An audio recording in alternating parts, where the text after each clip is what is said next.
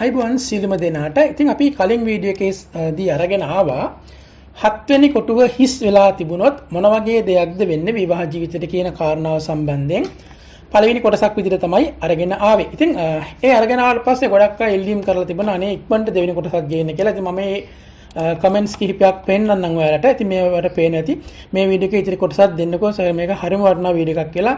ඉතින් එක්කෙනෙක් දාලා තිබ්බා අම්මෝ කියවෙලේ වැඩිනේ කියලා. ඉතින් තව කෙනෙක් කියලා තිබ්බක කියවනවා නෙවෙයි තේරුම් කරනවා. ඉතින් මේ විෂය මෙහෙම තේරුම් කරන්නේ නැතුව කෙනෙකුට තේරුම් ගන්න බෑ. මොකද මේක ගොඩක් ගැඹුරු දෙයක්. හරියට මුහුද පතුලේ තියෙන දෙයක් අපි පෙන්නනවා වගේ.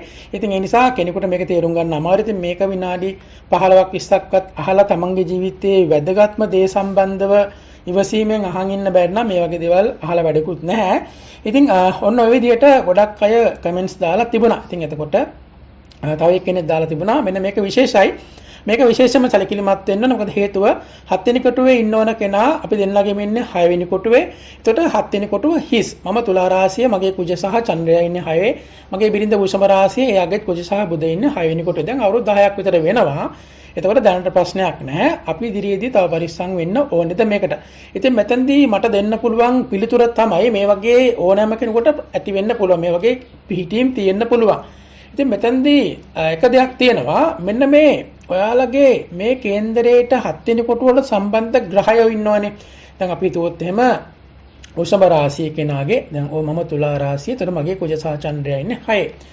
එතකොට කුජ ග්‍රහයාගේ කාල සීමාවක් එනකොට මහ දසා කාලයක් නැති වෙන්න පුළුවන් සමහරලාට අන්තර දසා කාල සීමාවක් එන්න පුළුවන්. අන්න ඒ වගේ කාලයක් එනකොට එහෙම නැත්නම් බිරිඳක කේන්දරය අනුවත් වෘෂභ ලග්නේ වෙලා එයාගේ කුජගේ කාල සීමාවක් මහ දසා කාලයක් නැත්නම් අන්තර දසා කාලයක් ඔන්න වෙනි කාල සීමාවක් වෙනකොට මේ දේවල් සම්බන්ධව අවුරුදු 10ක් වුණත් 15ක් වුණත් 20ක් වුණත් ඒ කාල සීමාව තුළදී తాවකාලිකව අර වෙනදා නොතිබිච්ච විදිහේ ප්‍රශ්න ඇති වෙන්න තියෙන අවස්ථාව ගොඩක් වැඩි. ඉතින් අන්න ඒ නිසා ගොඩක්ම සැලකිලිමත් වෙන්න ඕනේ එවැනි කාල සීමාවක් එන කාලේ. එතකොට කෙනෙකුට එහෙම ග්‍රහ පීඨින් තිබුණා කියලා හැමදාම වෙන්නේ නැහැ. මොකද කේන් සටහන් අනුව බලනකොට ඒ වගේ ග්‍රහ පීඨින් වෙන කාල සීමාවක් තියෙනවා. හරි. එතකොට එහෙනම් ඔන්න මම පටන් ගන්නෙ අපි කලින් නතර කරපු තැනින්. ඉතින් අපි කලින් නතර කරා 7 වෙනි ඉන්නන ගහයා මේ 6 වෙනි කොටුවේ හිටියොත් මොකද වෙන්නේ කියලා. ඉතින් මේ වගේ වීඩියෝස් වල තව ගොඩක් දේවල් තියෙනවා. මොකද හේතුව දැන් අපි කතා කරගෙන යන්නේ එක දෙයක් සම්බන්ධ විතරයි. මේකට මොන ග්‍රහයද? බුධද, සිකුරුද, එහෙම නැත්නම් කුජද, සෙනසුරුද, ඒ වගේ තව නොඑක අවතාර ග්‍රහය ඉන්නවනේ. රවි ඉන්නවා, චන්ද්‍රයා ඉන්නතර ඒ ග්‍රහය වුණොත් එහෙනම් මොකද වෙන්නේ? මර තව වෙන ග්‍රහයක් මෙතෙන්ට ආවිල්ලා හිටියොත් එහෙනම් මොකද වෙන්නේ? ඒකට අන්න ඒ වගේ නොඑකුත් ආකාර දේවල් තියෙන. ඒ නිසා මේ වගේ වීඩියෝස් දෙකටම බලන්න, මේ channel එක subscribe කරලා තියාගන්න. මෙන්න මේ like button එක ඔබන්න අමතක කරන්නත් එපා. එහෙනම් අපි පටන් ගමු. මොකද්ද මේ කතාවේ අද ඉඳන් පටන් ගන්න මේ 7 වෙනිට සම්බන්ධ ග්‍රහය. දැන් අද කතා කරන්න යන්නේ 7 වෙනි කොටුවේම හිටියොත් මොකද වෙන්නේ කියලා. ඉතින් අපි මේ 7 වෙනි කොටුවේ 7 වෙනි අධිපතියා ඉන්නවා කියන එක නෙවෙයි මාතෘකාව. නමුත් අපි අර හිස් වුණාට හිස් වුණොත් මොකද වෙන්නේ කියලා කතා කරාට අපි අද කතා කරමු මේකේ 7 හිටියොත් එහෙම ඇත්තට මොකද වෙන්නේ කියලා. ඉතින් එක පැත්තකින් බලුවොත් එහෙම 7 ඉන්නවන ග්‍රහය 7ේම තමයි ඉන්නේ. එතකොට දැන් මම මුලින් කිව්වා මතක තියාගන්න පළවෙනි කොටස බලපු නැති අය ඉන්නවනම් මම කමෙන්ට් සෙක්ෂන් එකේ කමෙන්ට් එක විදිහට පින් කරලා link එක දාලා තියන්නම්. පළවෙනි කොටස බලලා ඉන්න. මොකද කෙනෙක්ව බැලුවොත් එහෙම දැන් 7 8 9 10 11 12 කිව්වට ඒ බලපු නැති කෙනාගේ මේ 7 ඉන්නවන ග්‍රහය එකේ ඉන්නවා වෙන්න පුළුවන්, දෙකේ ඉන්නවා වෙන්න පුළුවන්, නැත්නම් 4 ඉන්නවා වෙන්න පුළුවන්. ඒකට එයා මේක බැලුවට ඒක යාට මේකේ අදාළ කොටස හම්බෙන්නේ නැහැ. ඒ නිසා පළවෙනි කොටස බලලා ඒ අදාළ කොටස බලලා ඉවරලා එන්න. එහෙම නැතුනොත් එහෙම ඔයාලට ඒක තේරුම් ගන්න බැරි වෙන්න පුළුවන්. හරි දැන් අද ඔන්න 7 වෙනි අධිපතිය 7. දැන් එක කියලා කියන්නේ මං කිව්වා තමන් කියලා. 7 වෙනි කියලා කියන්නේ තමන්ගේ පාර්ට්නර් නැත්නම් තමන්ව සම්පූර්ණ කරන කෙනා. එතකොට මේක එක භාගයක් නේ. අපි එක භාගයක්. හැබැයි අපේ ජීවිතේ එක පැත්තක් සම්පූර්ණ වෙනවා අපේ පාර්ට්නර් නිසා. ඔන්න දැන් පාර්ට්නර් ගැන කතා කරන නැත්නම් 7 වෙනි අධිපතියා ගැන කතා කරන්නේ 7 වෙනිට සම්බන්ධ ග්‍රහයා 7 වෙනි කොටුවේම තමයි. ඒතර එයාගේ බලය ටිකක් වැඩි. බලය වැඩි කියලා කියන්නේ එයා ඉන්නේ එයාගේ ඉන්න තැනමනේ. ඒතර අපිට දැක ගන්න පුළුවන් එයාගේ ස්වરૂපය යම් යම් ග්‍රහයින්ගේ වෙනස් වීම අනුව සැරින් සැරේ වෙනස් වෙන්න පටන් ගන්නවා. ඉතින් අපි උදාහරණයක් විදිහට මේක මම උදාහරණයක් විදිහට කියන්නම්. මොකද ඉස්සරහට ඒ වගේ විශේෂයෙන්ම ග්‍රහයින් සම්බන්ධව මේ ග්‍රහය හිටියොත් බුධ ග්‍රහය හිටියොත් මොකද වෙන්නේ? සිකුරු හිටියොත් මොකද වෙන්නේ? කුජ හිටියොත් මොකද වෙන්නේ කියලා වෙන වෙනම අරගෙන එන්නම්. හැබැයි ඊට කලින් දැන් මතක් කරන්න කෙටියෙන්. එතකොට මේ වගේ ග්‍රහයක් සාමාන්‍ය මොනවද වෙන්නේ කියලා. එතකොට එයාගේ අවශ්‍යතාවයේ මත දැන් අපි හිතුවොත් එහෙම මේක මිථුන ලග්න හිමියන්ට සහ කන්‍යා ලග්න හිමියන්ගේ පැත්තෙන් බැලුවොත් බ්‍රහස්පති තමයි 7 වෙනිට සම්බන්ධ ග්‍රහයා වෙන්නේ. ඒ වගේම තමයි මේ බ්‍රහස්පති විදිහට හඳුන්වන්නේ බාධක ග්‍රහයා. එතකොට ඔන්න විවාහයට බාධා කරන බාධක ග්‍රහයෙක් විදිහට තමයි බ්‍රහස්පති 7 තැන්පත් වෙලා ඉන්නේ. බ්‍රහස්පති 7 ඉන්න අයට මුලින්ම සැලකිලිමත් වෙන්න ඕන තමන්ගේ වියදම් වැයවීම කියන දේවල් වැඩි වෙනවා. අනිවාර්යයෙන්ම කාගේ හරි ණයක් ගෙවන්න සිද්ධ වෙනවා. මොකද බ්‍රහස්පති ස්වභාවයෙන්ම බැලුවොත් 12 වෙනිට සම්බන්ධ ග්‍රහයා සහ 9 වෙනිට සම්බන්ධ ග්‍රහයා වෙනවා. ඒ කියන්නේ 12 කියලා ස්ථානයේ වැය ස්ථානය ඒක නිරූපණය කරන ග්‍රහයෙක් විදිහට මේ 7 වෙනි කොටුවේ ඉන්නවා. මෙතෙන්දි සිද්ධ වෙන්නේ මොකද? තමන්ගේ ජීවිතයේ ඒ වාසනාව කියන එක යන්නේ අනිත් අයට. දැන් 7 තැන්පත් වෙලා ඉන්න බ්‍රහස්පති ඒ වාසනාව සම්බන්ධ ග්‍රහයා ඔන්න විවාහ වෙන කෙනාට සපෝට් එක ලැබෙනවා. ඒ කියන්නේ දැන් අපි හිතමු මේක පිරිමි කේන්ද්‍ර සටහනක්. මේකේ 7 වෙනි කොටුවේ බ්‍රහස්පති ඉන්නවා. එතකොට බිරිඳට එයාට ලැබෙන සපෝට් එක ගොඩක් වැඩි. බිරිඳට වාසි වැඩි. මේ මහත්මයා කොහේ ගියත් එයාගේ ජීවිතේ එයාගේ වාසනාව අරගෙන යනවා තැන් වල. අපි තුමු උදාහරණයක් විදිහට කඩේකට යනවා බඩු ගන්න. මත අපි තුමු ඇඳුම් කඩේකට යනවා. ඇඳුම් කඩේ කිසිම කෙනෙක් එහෙම මේ වෙලාවේ බඩු ගන්න නැහැ. හැබැයි ටිකක් වෙලා යනකොට ඔන්න මෙතන සෙනග පිරෙන්න පටන් ගන්නවා මේ කඩේට. මොකද හේතුව මේ මහත්මයා අරගෙන යන වාසනාව මේ කඩේට යනවා. අන්න ඒ කඩේට ගියාට පස්සේ ඒ වාසනාව නිසා එතෙන්දී බිස්නස් කරනවා බිස්නස් වැඩි වෙනවා. මොකද මෙතන සෙනග පිරෙන්න පටන් ගන්නවා. ඒ සෙනග පිරුණාන් පස්සේ කඩේ මුදලාලට බිස්නස් වැඩි. ඒ කියන්නේ මේ 7 වෙනිට සම්බන්ධ ග්‍රහය 7 වෙනිට විශේෂම බ්‍රහස්පති බාධක ග්‍රහයෙක් විදිහට උනත් අනිත් අයට තමන්ගේ ළඟ ඉන්න අයට තමන් ඇසුරු කරන අයට තමන්ගේ බිරිඳට සැමියට අන්න ඒගොල්ලන්ට තියෙන වාසිය ගොඩක් වැඩි. ඒතර බිස්නස් පාර්ට්නර්ෂිප් එකක් වුණත් එයාලට තියෙන අවස්ථාව ගොඩක් වැඩි. ඉතින් ඒ වගේම තමයි මේ බ්‍රහස්පති වගේ ග්‍රහයෙක් හිටියොත් එහෙම අනිවාර්යයෙන්ම අර මඟ පෙන්වීම කරන දෝපකාර කරන කෙනෙක් විදිහට තමයි එන්නේ. තමන්ගේ විශේෂයෙන්ම කාන්තාවක් නම් පිරිමියා එතකොට හරියට තාත්තා වගේ තමන්ගේ තාත්තා වගේ ගුරුවරයෙක් වගේ එහෙම නැත්නම් අර උපදේශකයෙක් වගේ. ඉතින් අන්න ඒ වගේ මඟ පෙන්වන කෙනෙක්. එතකොට මඟ පෙන්වීමක් අනිවාර්යයෙන්ම ලැබෙනවා. හැබැයි ඒ වගේම තමයි අර තමන්ගේ වාසනාව තමන්ට එහෙම එච්චර ලොකුවට ලැබෙන්නේ නැහැ. අනිත් අයට තමයි යන්නේ. ඉතින් මොකද අනිත් පැත්ත වුණොත් එහෙම ඒ කියන්නේ අපි හිතුවොත් එimhe සාමාන්‍යයෙන් මේක බ්‍රහස්පතිට සම්බන්ධ ලග්නයක්. ඒ කියන්නේ අපි තුමු ධනු ලග්නය හෝ එහෙම නැත්නම් මීන ලග්නය වෙන්න පුළුවන් මෙතන. එතකොට 7 වෙනි කොටුව මිථුන රාශිය හරි කන්‍යා රාශිය හරි තමයි වෙලා තියෙන්නේ. එතකොට බුධ කියන ග්‍රහය වුණ 7 වෙනි කොටුවේ තැන්පත් වෙලා ඉන්නවා 7 වෙනාධිපති ග්‍රහය විදිහට. බුධ වගේ ග්‍රහයක් හතේ ඉන්නකොට මොකද කරන්නේ? බුධගේ ඇක්ටිවිටිස් ගොඩක් වැඩි. නිතරම ප්‍රශ්න කරනවා. ඇයි මොකද උනේ? කොහොමද ගියේ? කීයට දාවේ? කීයට ගියේ? කීයක් විදන් වුණාද? මොනවද කරන්නේ? අර මේවා ඒ හැම දෙයක්ම ප්‍රශ්න කරනවා. අර අනිත් පැත්තෙන් බැලුවම උපදේශ ලබා දෙනවා වෙනුවට ප්‍රශ්න කරනවා. මේ ධනු ලග්නයේ මීන ලග්නයේ ඔය එහෙම ලොකුවට ප්‍රශ්න කරනවට කැමති නැහැ. එතකොට බාධක ග්‍රහයක් බවට පත් වෙන්නේ මේ බුධ කියන ග්‍රහයා මෙතන හිටියොත් එහෙම හතේම මොකද මෙතන අර තමන්ගේ ජීවිතයට යම් බාධාවන් ඇති කරනවා. මොකද දැන් ජීවිතයට බාධාවන් ඇති කරනවා කියලා කියන මම කිව්වා ධනු ලග්නයේ සහ මීන ලග්නයේ පැත්තට ගිහින් බැලුවම ඒ ලග්න දෙක සාමාන්‍යයෙන් ටිකක් බැලුවොත් ටිකක් ආධ්‍යාත්මික පැත්තට ධර්මයේ පැත්තට ප්‍රතිපත්තිමේ පැත්තට එහෙම ප්‍රශ්න කර රණ්ඩු කර එහෙම ලොකුවට යන ලග්න දෙකක් නෙවෙයි. හැබැයි බුධ වගේ ගහයක් මෙතන හතේ තැන්පත් වෙලා හත් වෙනාධිපතිය විදිහට හිටියත් එයාගේ ස්වභාවය ප්‍රශ්න කිරීම නිසා තර්ක කිරීම නිසා හැම දෙයක්ම ඇනලයිස් කරගන්න හැම දෙයක්ම රුපියල් තිතට හැමදේම තියෙන්න ඕන අකුරට වැඩ තියෙන්න ඕන. ඒතර එයාගේ ජීවිතය අර අනිත් කෙනාගෙන් පැත්තෙන් ලැබෙන ප්‍රශ්න එයාගේ ජීවිතේට බාධාවක් වෙනවා. විවාහ ජීවිතේට ඒක බාධාවක් වෙනවා.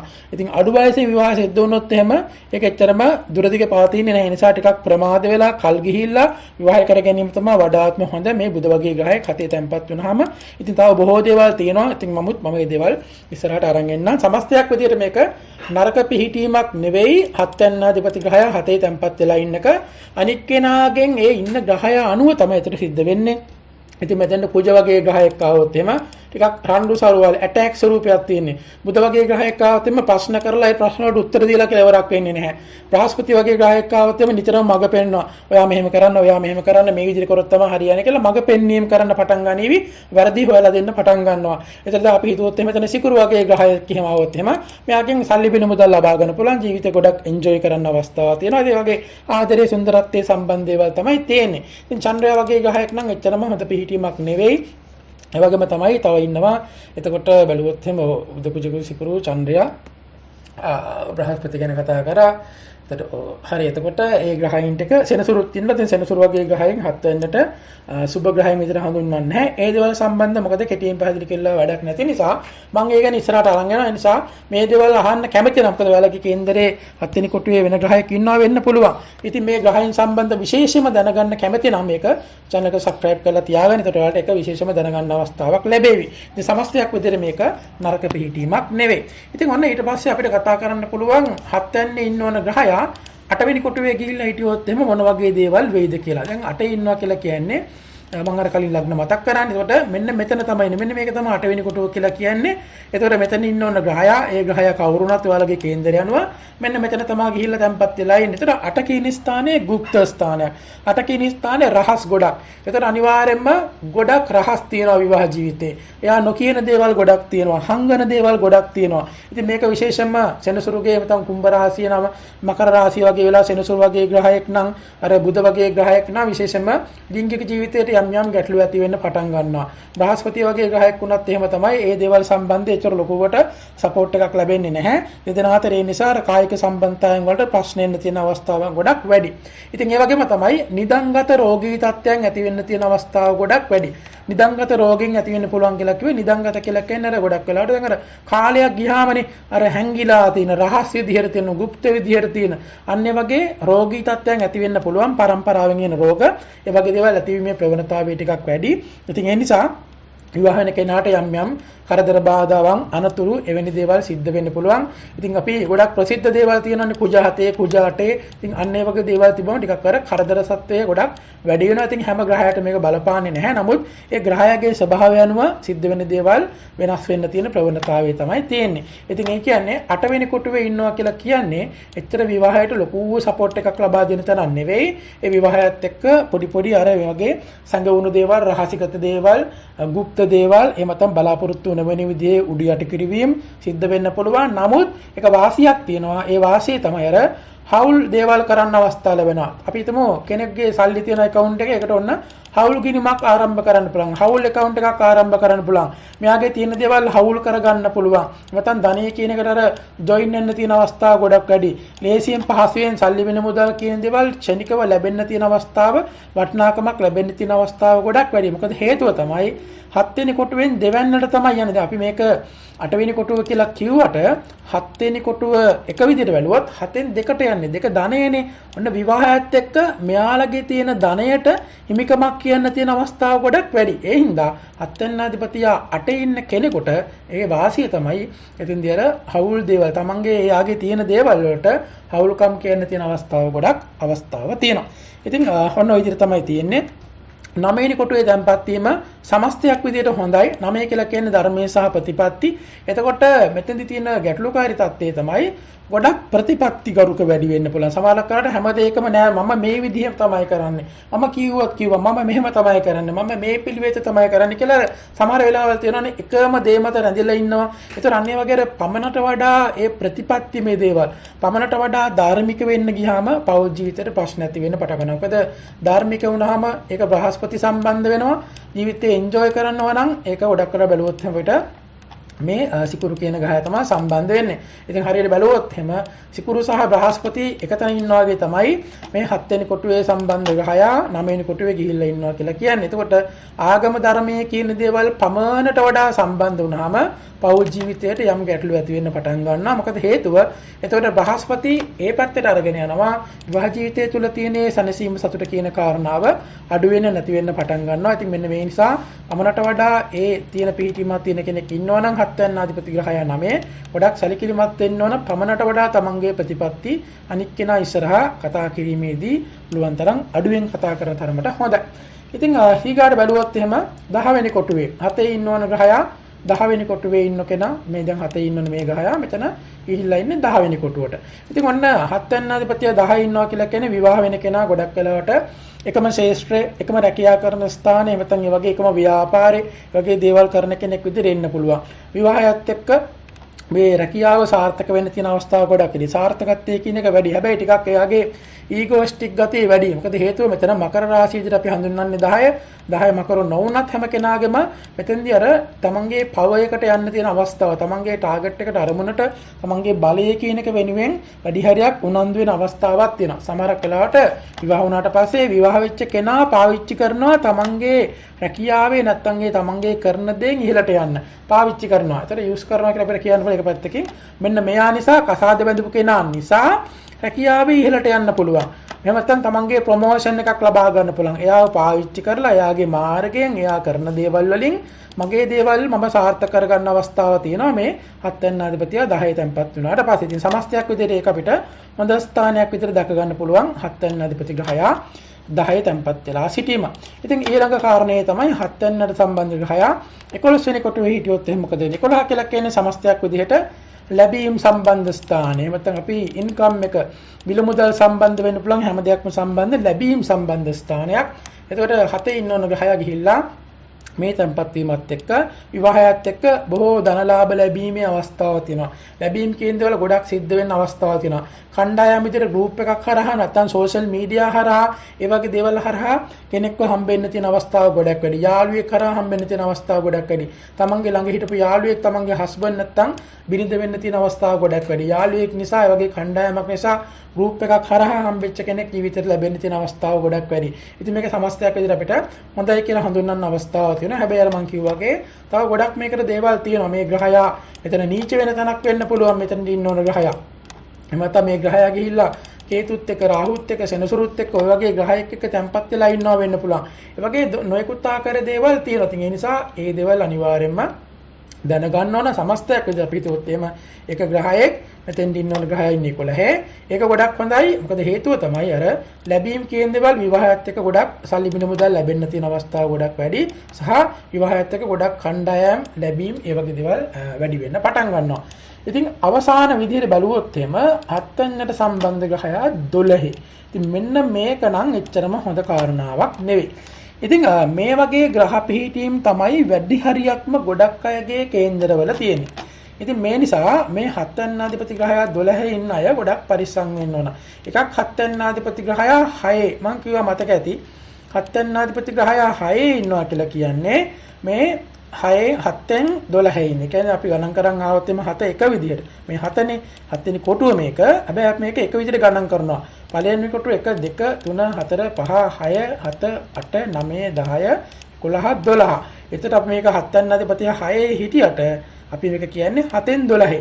12 කරදර බාධක ඇති කරන ස්ථානේ, 12 අත්හැරීම්, නැතිවීම, වැයවීම ඇති කරන ස්ථානේ. අන්න ඒ වගේම ප්‍රතිඵලයක් තමයි හත්වැන්නාධිපති ග්‍රහයා මේ 12ට ගියාම සිද්ධ වෙන්නේ. මේකේ අපිට බලාපොරොත්තු වෙන්න පුළුවන් ප්‍රතිඵල කිහිපයක්ම තියෙනවා.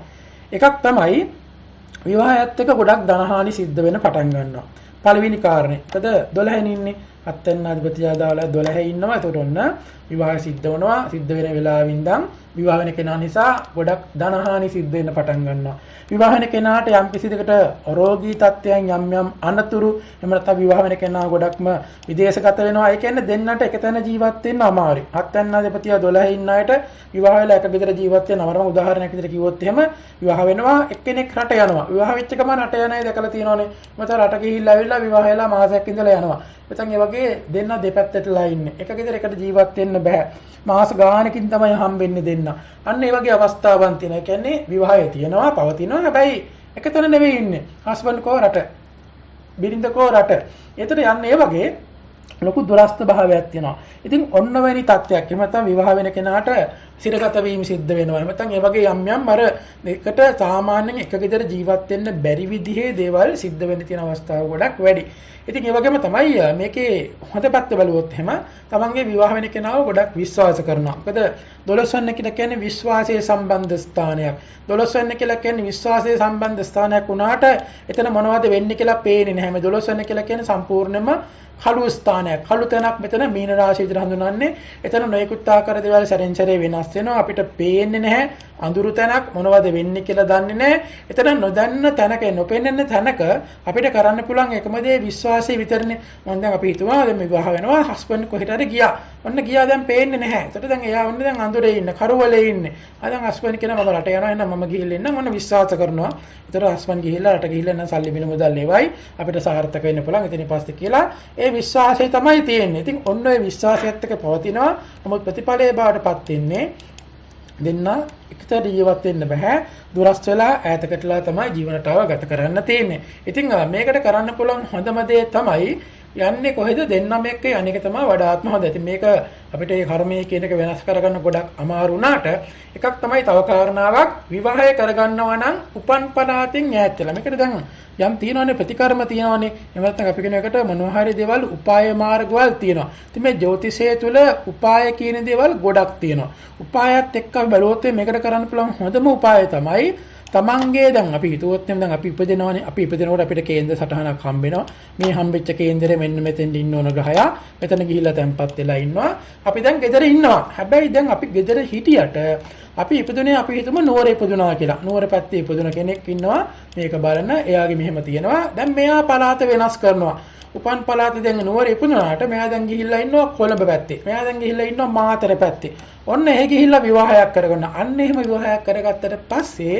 මේකේ මේ තියෙන දෝෂකාරී තත්ත්වය මගේ හැරලා යනවා හැබැයි මෙයා නුවර පැත්තෙන් ඉඳන් විවාහයක් කරගන්න අපි තුමු ගෑනු ළමයි එයා නුවර පැත්තෙන් ඉඳන් විවාහයක් කරගන්නවා අන්න එතකොට සිද්ධ වෙන්නේ මොකද එයාට ඒ தත්ත්වය අත්විඳින්න වෙන්නේ නැහැ. ඉතින් එහෙම තමයි මෙයා පිරිමි ළමයෙක්. මෙයා තමන්ගේ ගෙදර හදලා තියෙනවා නුවර පැත්තේ. එයා විවාහ කරගන්න. හැබැයි විවාහ කරලා ලැක්වෙන්නේ නැහැ. විවාහයෙන් පස්සේ ඔන්න දෙපැත්තට වීම සිද්ධ වෙනවා. ඕක තමයි ප්‍රතිඵලය වෙන්නේ. ඉතින් මෙන්න මේ අපි හැම එකක්ම සලකා බැලුවට පස්සේ අපිට දැක ගන්න පුළුවන් ප්‍රධාන වශයෙන්ම මෙන්න මේ 7 වෙනි කොටුවේ ඉන්න ඕන ග්‍රහයා මෙන්න මේ 7 ඉන්න ඕන ග්‍රහයා මෙන්න මේ 6 වෙනි කොටුවේ 8 වෙනි කොටුවේ 12 වෙනි කොටුවේ ගිහිල්ලා තැම්පත් වීම ටිකක් කරදරකාරී තත්ත්වයන් වැඩි. ඉතින් ඒ හින්දා නම් අනිත් තැන් වල තැම්පත් වුණාම විවාහ ජීවනට හොඳින් පවත්වාගෙන යනවා. ඉතින් රණ්ඩු සරුවල් පොඩි දේවල් ප්‍රශ්න නැති විවාහයක් නැහැ.